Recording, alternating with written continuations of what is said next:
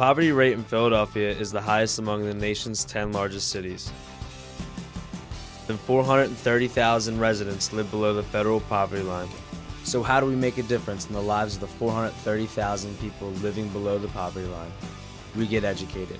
We come to know those experiencing homelessness in order to realize their true struggles and to work in service of making a significant impact. Project Home offers hope and a peace of mind for their residents to get their life back on track. I live here at Project Home, 1515 Fairmount Avenue, for 11 years, which I've been enjoying every minute of it. I have grown so much over the years. What brought me here was I wasn't homeless when I first came here. I was just accepted because I needed to be around people. And I had my own apartment. And another reason why I left my apartment was because the rent went up and I couldn't afford the rent. So Project Home was gracious enough to accept me in their community.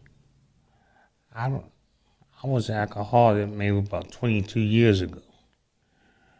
And I went through a recovery house about 22 years ago. And I'm about the oldest resident that's still here. My biggest accomplishment here is becoming a certified peer specialist and a facilitator and a co-facilitator where I run groups and we talk about relapses, prevention of relapses, your diagnosis, embracing your recovery, which is a very, very strong one for me. I really, really believe in embracing my recovery and sharing with my fellow peers that they too can be where I am today. I could have still been out there drinking. And I mean, it helped me a lot. Now, for some people go say it ain't working, you gotta work the system to get somewhere. If you don't work it, ain't gonna work for you.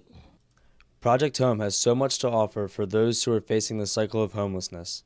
So what can people gain from Project Home? People can gain leadership and take responsibility, full responsibility of their lives. We have things that go on, nutrition classes, diabetes classes, the Honickman Learning Center, technology lab, where people can learn and go on computers. Most people who are facing the cycle of homelessness do not want the help. Dennis Griffin is part of the outreach program, trying to get people off the street and into Project Home. We go out there and try to get the homeless people off the street and take them to shelters. And we can't force nobody to go in. Most of the time, the people who we do engage, they don't want no help. I mean, you got some people out there who do want the help. A couple people, they might be out there asking for change or money. They don't want no help. The only thing they out there for is try to get their drugs.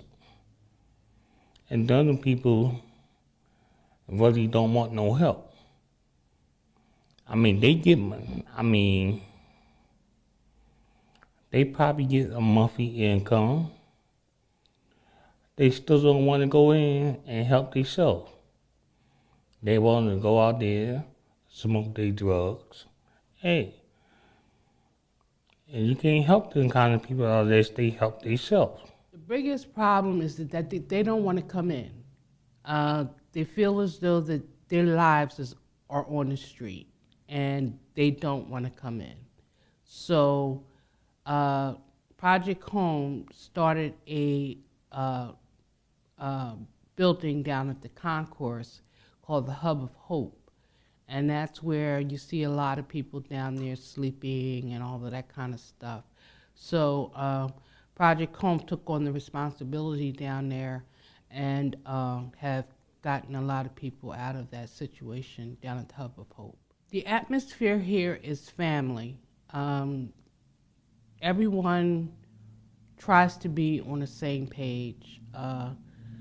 Sister Mary Scullion and Joe McCunnan are doing a fabulous job with Project Home.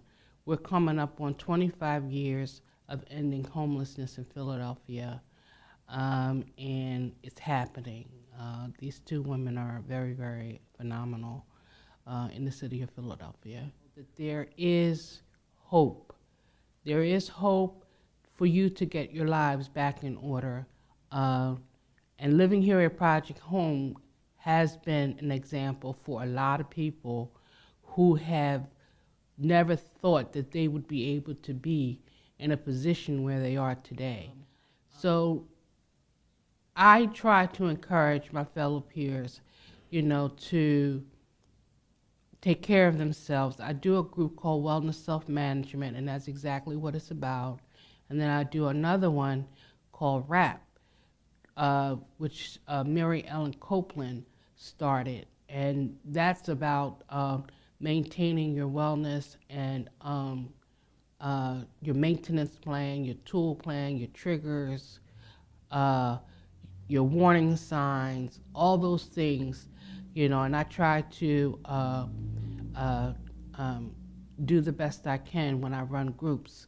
I just finished a group. I had 12 people that finished at Connolly House, which I'm really, really happy about that. And then I have another site which is a little bit harder to do, but I've been working on it. And if I can get 5 from that site, that's a good thing. So again, I am very, very happy living here at Project Home, and I plan to try to move forward with a positive attitude.